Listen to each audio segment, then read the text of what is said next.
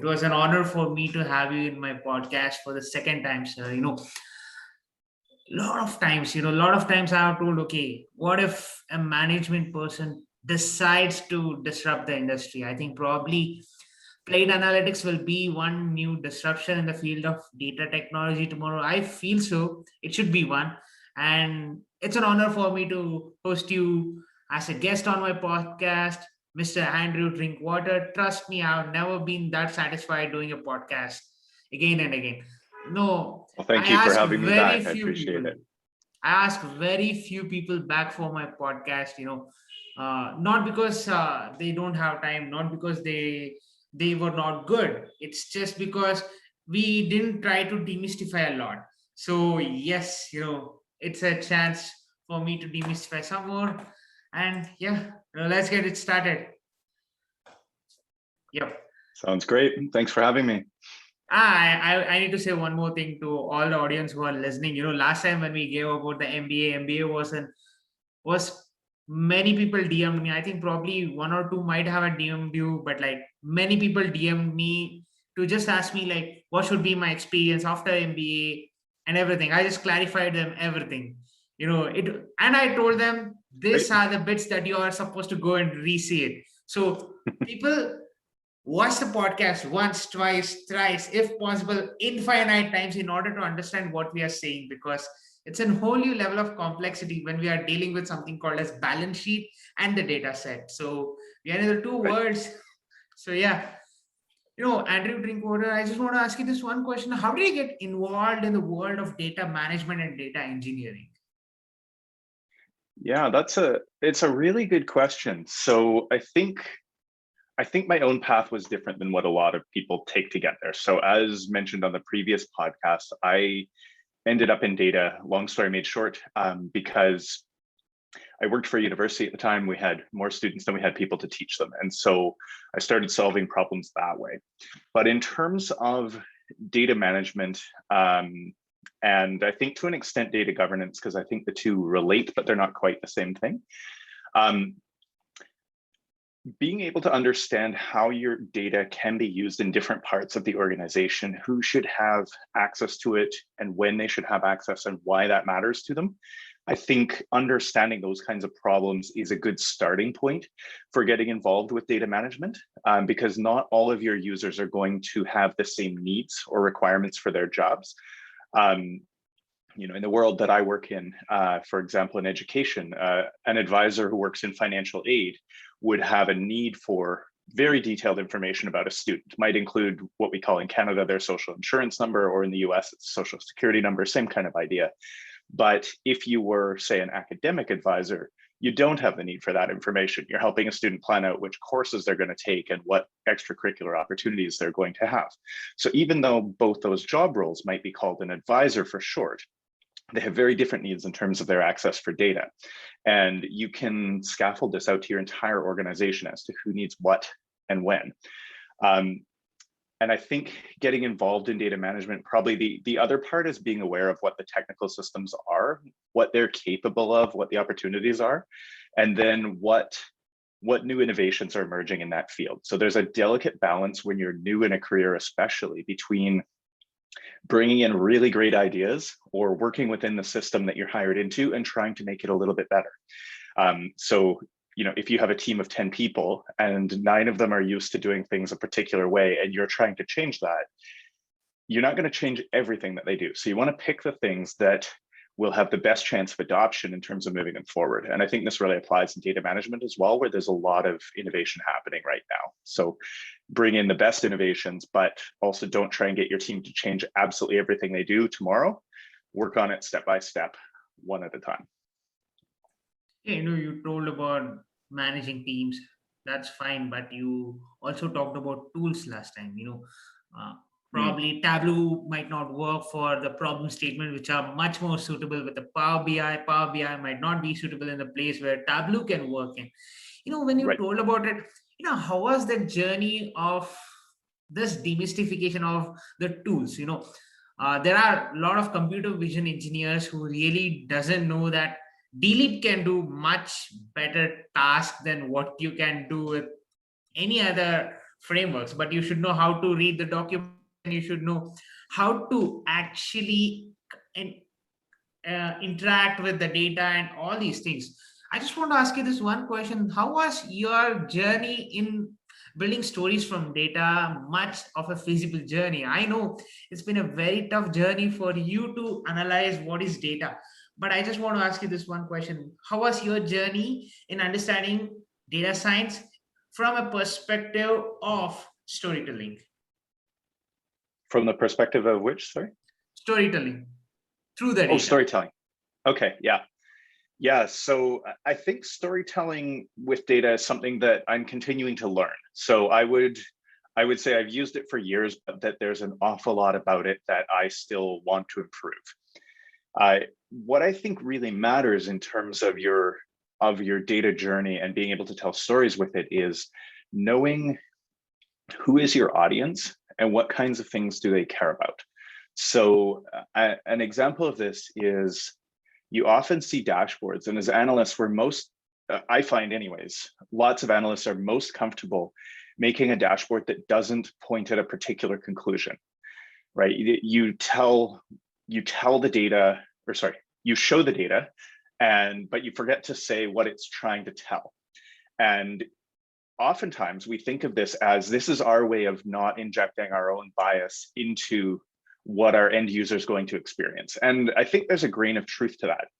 But I also think when we create a dashboard that tells that part of the story, but doesn't help the user understand what matters, we forget that as data analysts, we've often worked with that information for dozens or even hundreds of hours before that dashboard ever saw the light of day. And so we're much more familiar with it. So even though we've designed, say, a basic bar chart, even with a title that says sales over 2020, we already know what to find on that dashboard when we look at it because we spent so much time with that data. But if our user has never seen that data before, we might want to help guide them and say, here's some of the things that jumped out to us as analysts. They might be important, they might not, but we want to highlight these for you. And so we can use different techniques to be able to highlight that. I mentioned already the title sales over 2020 doesn't really tell us anything, right? And given the pandemic we've all gone through, depending on our kind of business, we might have sales have dropped substantially through the pandemic, or all of our online offerings have exploded and we now have a new line of business we didn't have before, right? Maybe something like that is a more appropriate title to draw attention to what really matters. We can also use our design choices to help influence the story. So things like pre-attentive attributes that humans are really good at picking up almost instantly, way faster than a fraction of a second usually. So if you have, we were talking about a bar chart, if you have a bar chart that all the bars are gray except for one that you've highlighted in orange or red or something that'll really stand out, suddenly your eye, even as a first-time user, your eye will be drawn to that one bar that is different than all the others. And humans are also good at differences in sizes, which is why bar charts are used so commonly. And we're good at differences in shape and that sort of thing. And so leveraging these intentionally rather than accidentally can help tell your story. And those are kind of the starting points. This is just in terms of the design. I also think that there's a whole medium in terms of how you communicate this. So as an example, there's a guy named Chris Tabler who you can find on LinkedIn, and he publishes a magazine called Data for Executives, or Data for Execs, actually. And what he does essentially is dashboard makeovers. So he'll take something that is it's got interesting information, it's relatively well enough designed, but it doesn't have a compelling story to it. And he'll take this relatively basic chart and turn it into something that essentially has key action points for an executive. Here's the things you need to know from this, because the reality is you have a busy job and you probably have 3 seconds to look at this thing. So you want to make sure you draw the right conclusions really quickly. And then if they're interested, they'll want to learn more. But if you lose them in that initial interaction, they're never coming back to learn the rest of your data story. So things like that are really important too.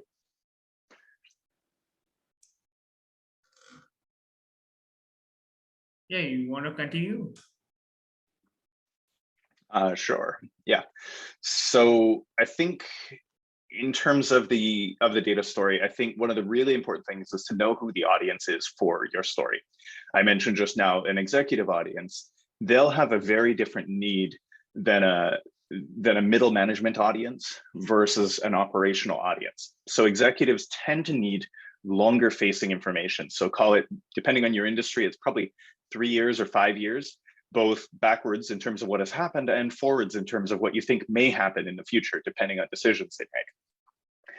A managerial audience is going to have a little bit narrower focus. So they'll probably be focused on what's happening now and what's happening over the next 3 or 4 quarters, and how can we influence those things to be better. An operational audience needs really specific information. So it might be, who are our customers? How long is it taking them to buy? Who's forgetting things in their shopping cart? And is there anything that they can do about it? I had an experience the other day where I needed to order some flowers, but I needed to order them quite a ways in advance. And I had no idea whether you could order flowers online 2 months in advance or not. And to be able to figure this out, I needed to log into my account and put something in the shopping cart and then set a delivery date. And once I determined that I could order it a couple months in advance, I thought, okay, well, I'll forget about this for now. And I'll come back to it later once I've decided which actual flowers I want. And within, I'd say about 15 minutes, I got a text message from the company that operated the shopping cart I was buying from. And it said, it looks like you might have had a problem with your order. Here's a link to come back to exactly what you had before. Oh, and by the way, we'll give you 20% off if you return. I also got a phone call from them and I think an email as well, all within the same interval. And it was like, you couldn't do this without a decent data system prompting your people to behave in a certain way. And so an operational manager might need that, because that will tell them what their people should do next. And their individual call center agents get prompted in real time to say, whoa, we've got a customer we're going to lose. We should do something about this. Now, whether you think of this as helpful or creepy, that depends a little bit on your perspective, right?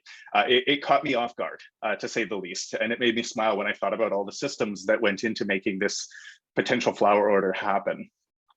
But the fact that the person running the call center was able to call me that quickly meant that their very specific operational need was met by the data systems that they had. But somewhere further up the chain, somebody probably in an executive role was once upon a time told about how this was possible. We have this data on our customers, we're not using it very effectively. This is how much we think we're losing in sales because people are leaving things in their shopping cart and we're just letting them go. We're not doing anything. And then the way that story was told convinced that executive to invest some money into systems so that the operational needs could be met, and so that an individual call center agent could reach out to me and say, hey, don't forget to buy your flowers. And that probably wouldn't have been possible without somebody identifying that gap in the data and trying to quantify how much money the company was losing. I think that's a great example of thinking of the different ways in which your audiences will interact with your data. They have different needs, but they're all related. So that part of your storytelling effort is to think through those different permutations and tell the right story to the right audience at the right time. But what's the impact of industry that is very challenging to just make it data driven? You told about the flower stall, but there are some other fields like bioinformatics, genomics, proteomics. I think probably pharmaceutical industries have to use much more big data in order to do that. But what's the impact of industry on challenges in becoming data driven? Because all the challenges are data driven today. You told about the customer, losing a customer, that's fine. But what about losing a life? That's a pretty big deal. Well, that's a lot more important than me losing my flowers, I can tell you that. I think, so one of the things about getting companies to move towards being more data driven, and especially as data professionals, we need to remember this, is that not everybody has the same experience that we've had with data. Most operational staff's experience with data is somebody gave them an Excel spreadsheet and it had maybe 200 columns or 300 columns worth of data, and it had more rows than they could see when they zoomed out to the smallest level of zoom. And they went, what am I supposed to do with this? And that was their first experience using data, right? And it's not that different than landing in another country and realizing that nobody speaks the same language you speak. And that time you had on the plane when you probably should have been at least looking through your phrase book of what are the keywords I need to know, you decided to watch a movie instead. And now you feel totally awkward because you don't you don't know how to communicate in this language. And that's the feeling that we inflict on unsuspecting users of data if we're not really careful with how we introduce them to data. So in terms of moving a company towards being data-driven, I find that a good chunk of the battle actually isn't tools-based. Right? There's lots of great tools in the data space. We've talked a lot about Tableau and Power BI. I've worked in data virtualization recently with a company called Denodo, which is fascinating in terms of how you can build out logical data models and all of that. And this stuff's all really good. It's really, really good technology. But if you don't get the people on board with using data as part of their day-to-day work, it doesn't matter what tool you buy. You're not going to be successful with it. And so when you're thinking about buying a tool, you want to also invest in your people, give them the chance to be able to use that. And there's a couple of steps before that too, I might add. So when you're selecting tools, you want to think through what kinds of tools would help your people be successful in the problems that they need to solve. And if you as a leader see different problems than what the rest of the people that work for your company see, you've got a disconnect that you should probably sort through before you go and buy that next tool, right? You want to give your other teammates a chance to understand why you think this investment is really important and why it's going to help them move forward, even though it's going to be painful to change what they do. But if you don't have that conversation, you're just going to give them this new tool. They're going to go, I don't know how to use this. And then they're going to stop using it. And your project's no longer successful. You might no longer have a job. And at the end of the day, the data is not even being used for the things that you know it's capable of. And so helping people form a level of data literacy throughout the organization so that every staff member doesn't feel like they got that Excel file with 200 columns. They feel like they got the data they needed so they could make a better decision than they would have made on their own, right? That's the goal. You want to get them towards where they can make a better decision. And getting different stakeholders involved in that conversation is a big part of it. So marketing will have different needs than human resources versus, you talked about pharmaceutical versus research scientists. They all need data for their jobs, but they don't need the same data for their jobs. And so it's not a one size fits all solution either. So I think getting the different stakeholders involved, making sure there's some literacy in terms of how to use data successfully, and then beginning your process of selecting the kinds of tools that can help you solve the kinds of problems that you've all agreed on are problems. That's where you're going to start to get a company turning the corner. But you have to remember, you're not going to do it all in one step. It's going to take a while. You're going to have to build successes. You're going to have to get some wins. There'll be a few early adopters who can become your champions. And there'll be quite a few people that are a little uncomfortable adopting your new ideas right away. So make sure you get the quick wins with people that they respect, that they see being successful, and then build out your program from there. Hey, you told about managing people, it's a different story because not like Andrew Drinkwater, who has an brackets of an MBA, who is just an MBA graduate student who is just working on data. Not all executives have the same knowledge about the data science, or else are not aware of the potential of what data can be doing for their business. That's true because I just want to ask you this one question, like, what's the common mistake when you're designing a data platform? Plaid Analytics is one of the key firms that I think as a startup, they have gone pretty well. It's because the way you explain it, I think I can see the experience, I can see the hustle that you have put in. But I just want to ask you this one question. What's the biggest mistake that even a smallest startup anywhere in the world is doing right now in order to build something on data, or else their company is standing on something called as a data platform? Right. Yeah. So I think this affects anything from a very small company like mine. Apologize for this. I just want to ask you this also. Like, what were those mistakes which you did when you was quitting your well-paid job and starting your own startup? Yeah. So I think the biggest mistake that's made, and it's made by people, which is why I think it impacts both small companies and large companies, is assuming that you know exactly what's needed, right? You're a data professional, you've got 10 years of experience building this stuff. You can build it without asking any questions of your users, at least in theory. But you may not build the thing that they want if you don't ask any questions. And so what I think happens a lot is that data professionals will build something based on their own experience, and they think they fully understand the problem, and they build a great solution, and it becomes apparent later that the solution they built didn't solve the problem that the company had. It might have been a great solution, just not for the right problem. And so I think unless we spend lots of time engaging with our users and understanding what it is they're trying to solve and how we can help them solve that problem, the odds of failure are pretty high, whether you're a tiny company or whether you're a huge company. Now, this is not to say that your experience as a data professional is not valuable in this equation, right? It's hugely valuable. The reason why your end users, whether they're an internal customer in a company or whether they're an external customer, if you're a consultant or a small business, at the end of the day, they don't know the things you know. That's why you have this job, right? But they do know a lot of things that you don't know. And if you work together, you can both utilize the things that you know in order to help them be successful to solve their problem. You as a data professional haven't done your job if your end users aren't able to solve their problems better. So working with them and iterating through the feedback, and sometimes it means you're going to have to consider things from a beginner perspective that you haven't had yourself in a very long time, right? And so sometimes it's helpful to just observe.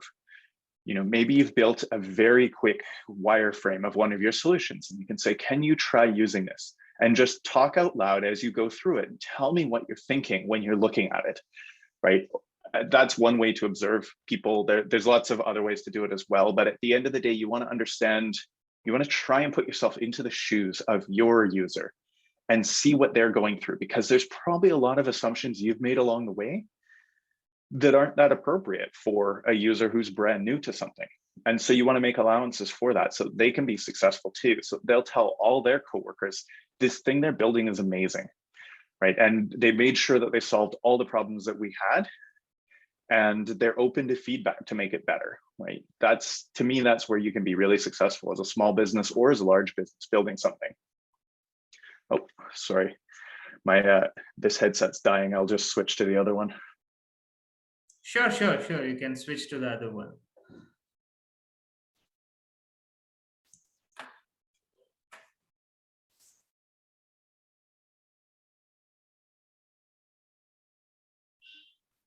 Okay, can you hear me now? Yes, I can hear you. No, I just want to ask you this one silly question, because I know it's a very dumb question. But yeah, I know. I just want to ask you, like, what are the common misconceptions that people still have when they are investing on their data, which they give to any of the companies which are still working on data platform? Like I can be a client who still can be in a very big doubt that is this company going to be fruitful? Is this company going to give me any of the fruitful results? It's all dependent on the data, but yeah, what are the common misconceptions still people have when they are investing in something known as a data platform? You can also talk about how people still have misconception when they are beginning their investment to start a startup and data platform or anything also. So you can give your views on it so that people can get to know, okay, if you're an entrepreneur, if you're a budding entrepreneur, and if you want to stay sustainable, even if the worst of the worst pandemic comes and hits you, what should be those strategies? There are a lot of misconceptions, because I've worked in startup. I've seen a startup fall. I've seen a startup rise out from ashes.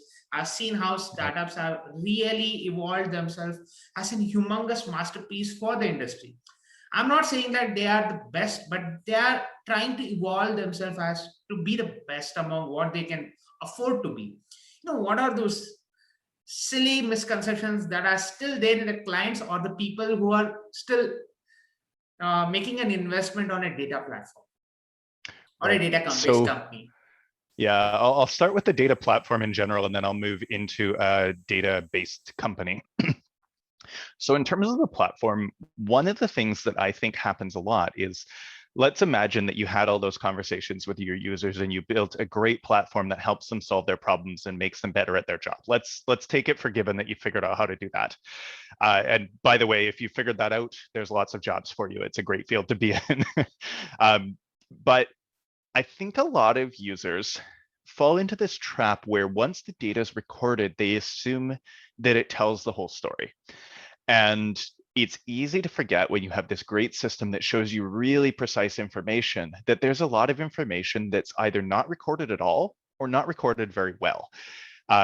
And the information that is recorded well still has a built-in bias, right? Somebody chose to collect that information in the first place in a particular way, and that influences how that information appears in the data.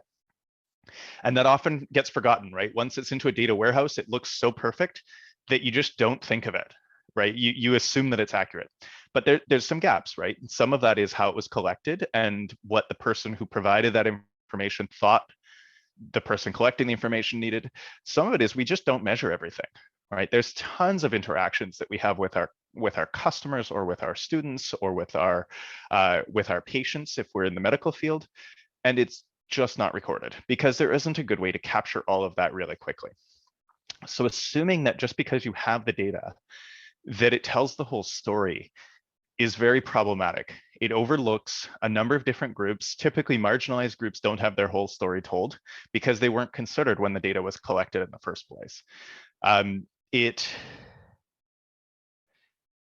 can also be problematic because there can be holes in the data, right? So even though a data field may look the same over many years, how it is being used could actually be very different.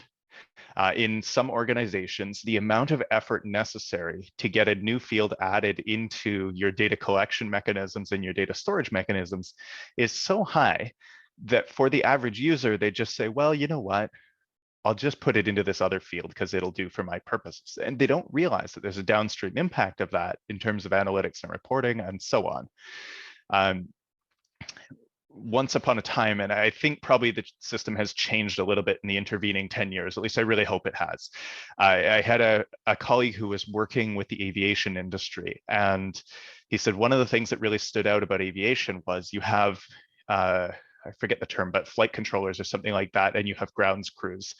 And so the people that are walking around on the tarmac that have those cones that tell the airplane where to park, they also have clipboards and they record various incidents. So maybe the tire didn't have enough air in it, and so it was a bumpy landing, or maybe this piece of metal fell off the wing and that's probably not supposed to happen, and everything in between. And they record these on paper on clipboards using very shorthand notes. And these notes, while they're on a pre-formatted piece of paper that tells them where to put the information, the shorthand that they use can be very different depending on a combination of what airport they worked in, what language was their first language, and what country they were based in, even though this is an international system and it should be relatively standardized. And so as an example, what they found was there were something like 6 different abbreviations for the word ground. And ground itself is only 5 letters. And so it's interesting to think about how many different abbreviations there could be. And so assuming that you have all the information recorded is a big problem with that. Going into launching a company that's based on data, I think this kind of circles back to the previous answer a little bit. So don't assume that you know what the market needs right up front. That's probably thing number one. You have to have an idea if you want to start a company. Don't start a company if you don't have any ideas. But be prepared to admit that the ideas that are in your head aren't necessarily the same things that people out there in the real world want. Hopefully there's a little bit of overlap and you have a running start, but you may learn the hard way that there's no overlap and you really have to pivot, right? And both of those things are valuable. So I would say don't assume that you know what the market needs right away. There's very few entrepreneurs who've been successful with that without asking for feedback. So ask for feedback as early as you can and as often as you can. Try and make your idea better with each step of the process. In terms of starting a startup.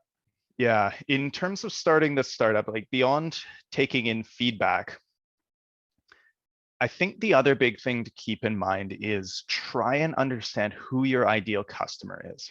I saw this great example yesterday where not only did the company define who their ideal customer was in terms of the kind of company that they would work with and the kind of role within that company, they even defined right down to, you know, your revenue should be in the range of this with a minimum of, I can't remember the number, but call it $5 million for sake of argument. And you should have a marketing team of 3 or more people because we're going to help them be successful, but we need you to have your own internal leadership in marketing, or we're not going to work with you because we won't be successful with a group like that. And I thought that was fascinating. Most companies I've seen anyways, and I know I've struggled with it, most companies have a tough time defining who their ideal audience is when they first get going. And so spending time continuing to understand who are the kinds of customers that our ideas will provide huge amounts of value for. And conversely, who are the kinds of customers that we can help, but we're not the best in the world at helping, right? There's other people.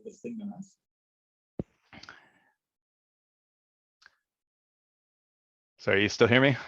Yeah, I still hear you. I still hear you. You can continue. Okay, yeah. So there may be other people who are better at certain things than you, even if you can do them yourselves. As a general rule, especially if you're a small business, you want to focus on a particular niche and be the very best provider to them at that. And that has a few advantages for both you and them. One, you can become a specialist in something that nobody else is going to be.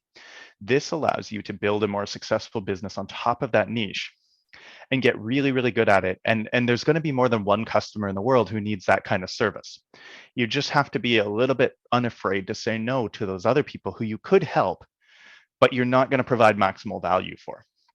And so that can be scary as an entrepreneur because you're always wondering where your next paycheck is going to come from. You want to make sure you can feed your family, you want to make sure you can grow the business, all those things, right? But being brave enough to say, this is what we do really well, and we're going to start turning towards that and get continually better at that and letting some of our other projects go. In the short term, it might mean you have a bit of a hit to your revenue, but in the long term, you're going to have a much more sustainable business because your customers know what to come to you for, right? You're not providing any service relating to data. You're providing a really specific service relating to data, right? And maybe it's you help universities and colleges in the same way that we do be successful with their data implementations, right? Or maybe you help healthcare organizations, or maybe you really focus on individual doctors' offices, helping them use electronic records because you know they've had some tough experiences with it before, and the system that you've designed will help them be successful with it, right?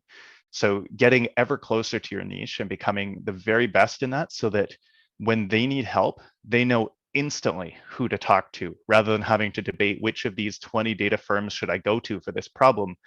They already know. And so that can be other bit is help define your niche. And yeah, and then I think the other big one, particularly for founders with a data background, many of us are not that comfortable with marketing ourselves publicly. And so, getting out there and trying to talk about what you do, it doesn't have to be overly salesy. What you're trying to establish is that you know something helpful about a particular space, and that you want to help others learn that something about it, right? So it can take the form of, going on podcasts like this one potentially, or it can take the form of writing an article on LinkedIn, or it can take the form of answering questions in the user forums for that tool that you're really good at. All of these things together help establish that you are a leader in that space and that you can help others. And it takes a while, right? You're not going to get brand new business out of one forum post that you made on the Tableau forums, probably. Right? But if you've been there for a year or 2 years and you're always helping people, and if you're putting articles out there on LinkedIn or making videos on YouTube or joining podcasts or any of those things, if you keep at it, all of these things will start to pay dividends, but it'll take a while, right? And so I think as data professionals, many of us are really uncomfortable with this idea of like selling ourselves, right? But we're not really selling ourselves. We're trying to find solutions that will help our customers. So really, we're in the business of helping people. right? Sales is a byproduct of that. When you're an external company, you have to charge at least for some of the things you do, or you won't survive. So it's kind of necessary. But if you were an internal data professional, you're doing the same thing. You just don't have quite the formality around it, right? You're still trying to convince people that this is going to help them be successful in the problem they're trying to solve. But it's a different battle when you're inside the company versus outside. But I would say trying to get your name out there and showing that you're an expert and genuinely trying to help people be successful, that's really the key to making the name for yourself. The sales will follow that stuff. But if you're not seen as helpful, why would somebody buy from you? Right? Why would they even consider you? So I think that's the other big important piece, is trying to help people understand what your company can do for them. I agree with you. I agree with you. Because most of the time when people just want to be a professional in this field, they forget that they need to sell themselves, because you're not the only data scientist who knows how to work with the data. There are hundreds and thousands of data scientists who are just getting their hands dirty on more advanced data than you. I think probably when you told about sitting in podcast, going on a forum, I think Kaggle is one such forum where they can really go and just portray what they are really capable of as a data scientist, as a firm, and as a founder. Yes, you need to build your own forums. You need to have your own influence. But as a data scientist, I think probably Kaggle is the best forum for you to just hop in and just explore this field. Now, I just want to ask you this one question, on hiring people and the process of conducting the interview. What's the actual challenge in attracting, interviewing, and the process of making them a data professional in a firm like yours? Anything can be happening around this process, but I just want to ask you this one question: how to actually get a right professional for the right problem statement? Yeah, that's a really good question. So I think in a small company, especially, your first couple of hires will feel really scary, or at least that's how it was for me. And it's important to realize that having a team can really help you get to your next level. So it can be a little bit scary as an entrepreneur to hire somebody, and particularly like your second, third, and fourth hires that say double the size of your company and then double it again when you're just beginning. Those can be quite intimidating to get right. So I'd say having a decent interview process is important, but it's not the same thing as, like, say, a Google interview, right? What you want to know is that this person can come into your team, can learn some new things, and can make a contribution, right? So you want to understand, what have they done in the past that they're super proud of? And what have they done previously that they've learned from and wish they could have done another way if they had another chance, right? Typically, when you're a very small firm, you don't have as much time as you would like to be able to onboard somebody and to mentor them all the time. And so as a small firm, you probably want to emphasize a little bit more on people that are self-starters, that can find meaningful work within the space that you've given them, even if you don't have time to walk them through every step yourself, right? You want to give them the end goals, and you want them to be able to solve the in-between, and you're there for help. So I think those things are really important when you're first getting going. I think in terms of making the mark, though, this is where it gets a little bit tricky for many small businesses. So in the beginning, maybe it's just you as a founder, or a couple of you as co-founders, something like that. And as your team grows, it's not always going to be you that's front and center with the customers, right? It might be your new teammates that are actually driving the majority of the interactions with particular customers. Or maybe your new teammates are in marketing and they're helping establish a brand presence for your company. And so there's kind of two pieces to that. So one is, as the founder, at a certain point, you should get out of the way, right? Let them be successful, let them fly, help them get there, but ultimately get out of their way so that they can become the best representative of your company, which is hard because forever that company will be tied to you and your name. So that can be tricky. The other part is around getting them there to be successful. So you don't want to plunk a brand new employee in front of your biggest customer right away, probably, right? You want to give them some time to understand what your company does, what makes it different than other companies that maybe do similar things, and help them understand, in our case, it's help them understand the Plaid way, right? Why is it us? Why is it not some other data consulting firm? Because there's lots of those, right? So what is it that we bring to the table that nobody else does? Make sure your team really understands that and how they fit into it, right? And how they can contribute to growing that mission as they move forward in their new job. I think those things are really important when you're small. As you get bigger, you need more of that assessment of how do you hire for complementary skills so that you can build out the base of the team. I think that matters a little bit more as you start growing beyond 5 employees than it does before that, where getting the right fit is probably more important. I think the other things that become really important once you get beyond a couple employees are around thinking through how do we bring in people with diverse backgrounds, right? So that not everybody looks like me, is from the same place as me, and has done the same work as me, because we already have me, right? So how do I grow this company to be something more than just me? That's a little hard for a founder too. So I would encourage you to think through ways to hire for diverse backgrounds, to be able to respect that not everybody has the same experience as yours, but they can really help improve the kind of offering that you have, because they're going to help you understand markets that you maybe never even knew existed, depending on your background. So I think those things are really important as you grow beyond a couple of people as well. But when you're small, probably the biggest thing is that you trust people, right? So hire people that you know are going to do right by you and your company, and hire people that you know are going to do right by you and your company, and know that bringing in diverse stakeholders to that can help you be more successful with that goal. And I think those things are really, really important as well. And it'll help you learn more about the world and continue to build out your business successfully. Hey, I think I should have asked this question prior, but sorry for asking you now. What's the most impactful areas in that are dependent on data today? And after finding it, as a firm, how to prioritize the effect? Just like you asking yourself which area should we concentrate more on, which area should we concentrate less, what problem statements should be allocated to this person who is there in my firm, or else who should be the leader of this team. Anything and everything about the data team. That's my question all about. Yeah, so I think you hinted at it there a little bit in the question as well. I'd say the biggest thing is understand where the value is coming from. Whether you're an internal professional at a company and you're doing a single project, whether you're a small business doing an external project, whether you're a huge business overseeing the implementation of a full platform, or anything in between, know where the value is coming from.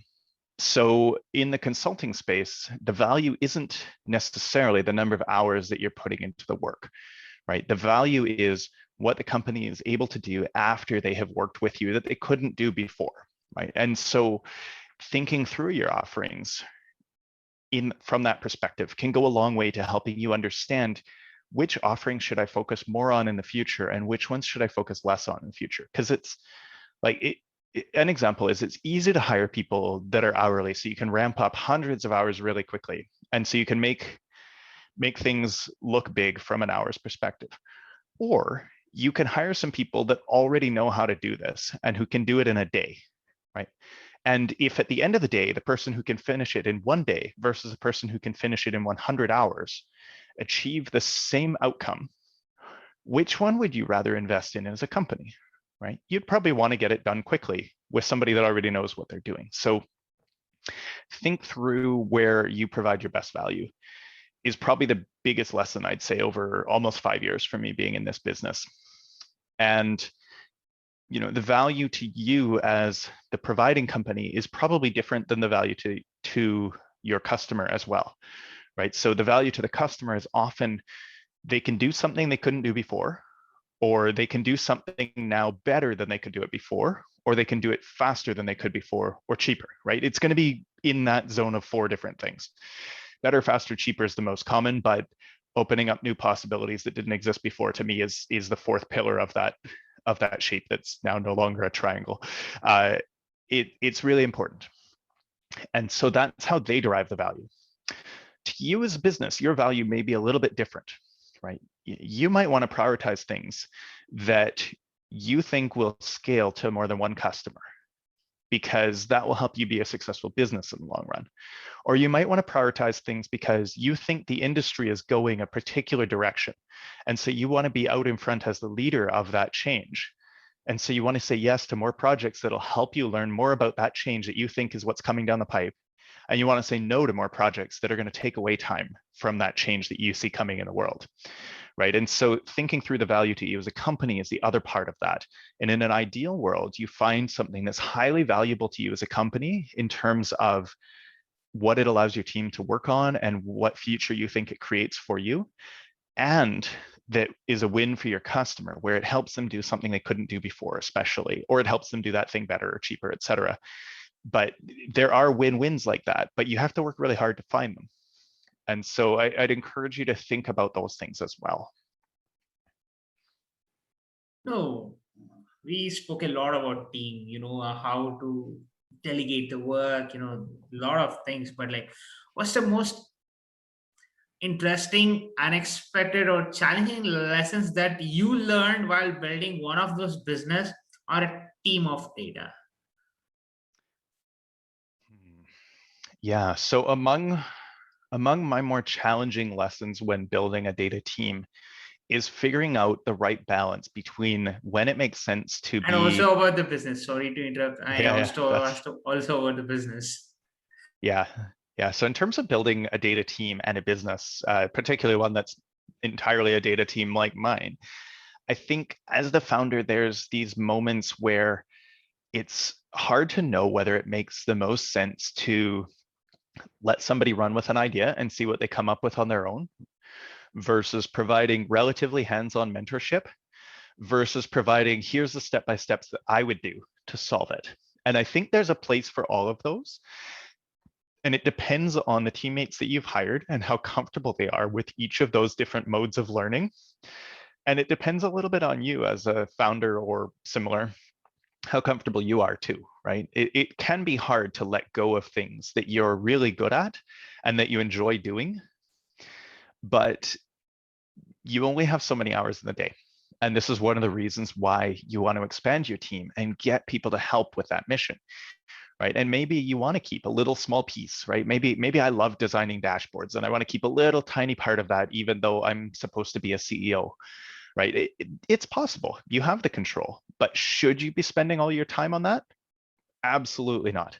There are other people that can dedicate their whole jobs to it versus if you're in a leadership position in a growing company, you're going to discover that even while you enjoy doing that and you're good at it, you're only going to get to it once every 2 weeks because you have so many competing priorities, right? Versus if you delegated it to somebody who is good at it, who wants to learn it and who can learn from you, think of how much more time could be put into that in the 2 week span, right? And they will learn and they will get better at it.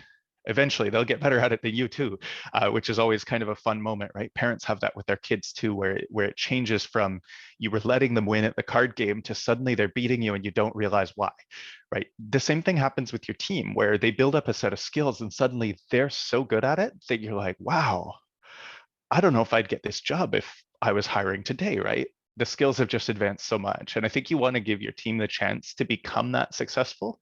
And to do that, you do need to get out of their way while providing mentorship and guidance and training and learning. All those things are really important, but you do also need to give them some space to do their jobs.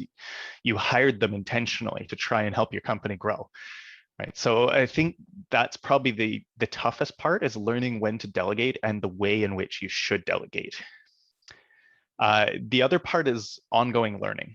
So it relates to that last point, but I think it deserves a call out in its own right is you want to give your team a chance to learn new skills, right? So we see this kind of famously in the examples of yesteryear from Google where employees had 20% time to work on whatever they want. And I don't think that's quite as true as it used to be.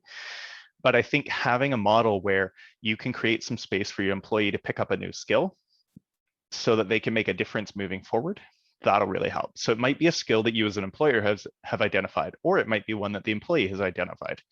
At the end of the day, I think there's a sweet spot where you can help the employee learn something new, the company acquire a new skill set that could be useful in the future.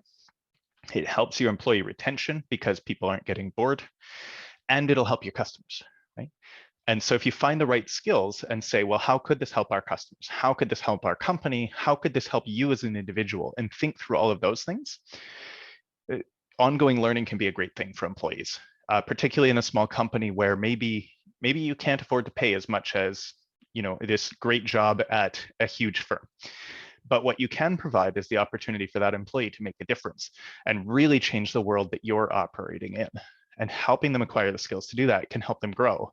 And then conveniently enough, as your company grows, maybe they're an excellent candidate to become a director of the area that they started in, and they were the first employee in that specific vertical, right? So it takes a while, but if you help them build those skills, it builds the company and everybody wins when you're all successful. What are the things that you're planned for your business? I know it's an sort of a budding startup which has a stable customer line. Of course, you work on education data. It's something which keeps rolling back and forth because there is no end for the data in education, because that's how, not hype, it's the hope that data science has given for the world of education. But I want to truly ask you this one question: what do you plan for in the future in just growing your business? I know it's a very tough thing to answer right now, but there are some plans. I think probably if there are some budding entrepreneurs, I think it's going to help them for sure. Yeah, absolutely. So I think for Plaid, as we move forward, goal number one is that all of the customers that we work with, no matter where they're located, will say that they enjoyed working with us and that they got value from doing it. Their team can achieve something that they couldn't achieve the same way before. So that's thing number one. Our goal is that our customers will recommend us based on the great work that we're doing. We want the work to speak for itself. It's not marketing pizzazz. It is, we do great work and they're happy to recommend it because of that. So that's number one. The follow on from that is that we have best established who we are, where we're leaders in the space, and we've dropped the things that we can do, but we're not the best at. So that's more of a company goal.